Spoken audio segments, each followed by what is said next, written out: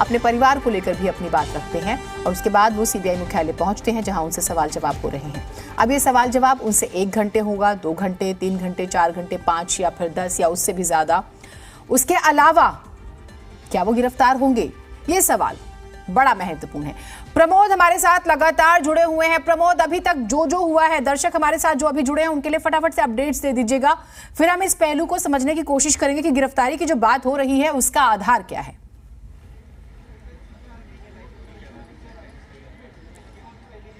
देखिए, सीबीआई ने आज दूसरी बार मनीष सिसोदिया को पूछताछ के लिए बुलाया था। अक्टूबर महीने में पहले 9 घंटे पूछताछ हुई थी और उसके बाद पिछले हफ्ते भी बुलाया था, लेकिन दिल्ली के बजट का हवाला देके उन्होंने 1 हफ्ते का समय मांग लिया था और आज 11 बजे वो मनीष सिसोदिया सीबीआई हेडक्वार्टर पहुंचे हैं। उनसे पूछताछ शुरू हो गई है।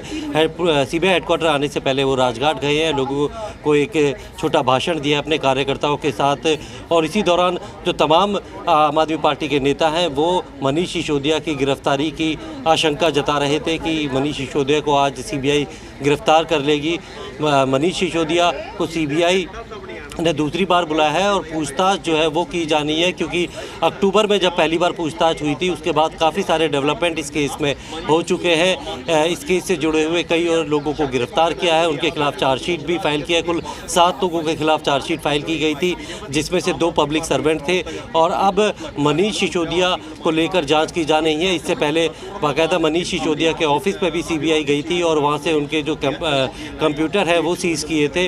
काफ़ी सारा जो इलेक्ट्रॉनिक डॉक्यूमेंट्री एविडेंस है उसको एग्जामिन कर लिया गया है और आज जब पूछताछ होगी तो इलेक्ट्रॉनिक डिजिटल और डॉक्यूमेंट्री एविडेंस सीबीआई अपने पास रखेगी और ज़रूरत पड़ने पर उसे दिखाकर मनीष सिसोदिया से पूछताछ की जाएगी, क्योंकि मनीष सिसोदिया से जब पहली बार पूछताछ हुई थी तो उसके बाद सीबीआई मनीष सिसोदिया के जवाब से संतुष्ट नहीं थी और उसके बाद कई सारे लोगों से पूछताछ हुई थी, उनके स्टेटमेंट रिकॉर्ड हुए थे, जिसमें कि जो दिनेश अरोड़ा है जो कि इस मामले में एक्यूज था वो सीबीआई का गवाह बन चुका है, सरकारी गवाह बन चुका है। तो इस मामले में उसने जो स्टेटमेंट दी है और उसके बाद जितनी भी अभी तक जानकारी सीबीआई को मिली है, जो अपनी इन्वेस्टिगेशन में आया है कि किस तरीके के साउथ के ग्रुप को इन्वॉल्व किया गया था इस एक्साइज पॉलिसी में। 2% से लेकर कमीशन 12% कर दिया गया था, जिसमें 6% का जो फ़ायदा है वो सीधा साउथ के ग्रुप के पास जाता था और 6% पब्लिक सर्वेंट और अन्य लोगों के पास आता था। तो सीबीआई ने इस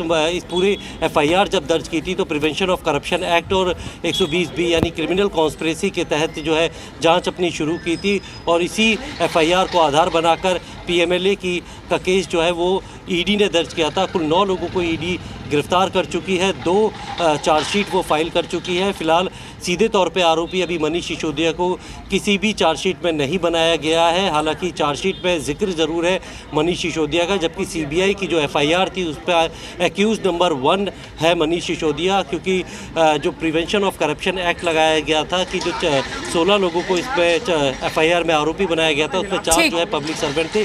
जो सबसे पहले मनीष सिसोदिया थे, एक्साइज कमिश्नर थे, डिप्टी कमिश्नर थे और असिस्टेंट कमिश्नर। इन 4 लोगों ने सरकारी पद पर रहते हुए इस एक्साइज पॉलिसी को बनाने के एवज में जो है वो फ़ायदा लिया है और इसीलिए उनके ऊपर प्रिवेंशन ऑफ करप्शन एक्ट का प्रमोद, आपसे हम और अपडेट्स लेंगे। आप रहिए हमारे साथ। एक और महत्वपूर्ण जानकारी अपने दर्शकों के साथ साझा कर दें। ये जो 15 किरदार है, आप दिनेश अरोड़ा का जिक्र कर रहे हैं। 15 नामों में आरोपी नंबर 11 है दिनेश अरोड़ा और 5वें नंबर पर आते हैं नायर, जिसका हम जिक्र कर रहे हैं। वो भी आप अपने दर्शकों को बता दें, विजय नायर। एक बड़ी बात कि सीबीआई ने आरोप क्या लगाए हैं।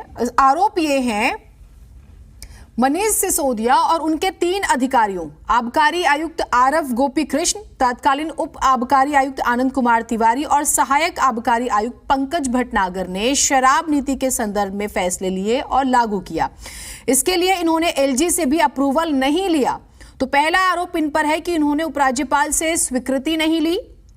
सवाल खड़ा होता है कि किन निर्णयों को लेकर उपराज्यपाल से स्वीकृति नहीं ली गई। अब 3 दोस्तों का नाम आ रहा है, कंपनी का नाम आ रहा है, किसने किसको फायदा पहुंचाया नहीं पहुंचाया।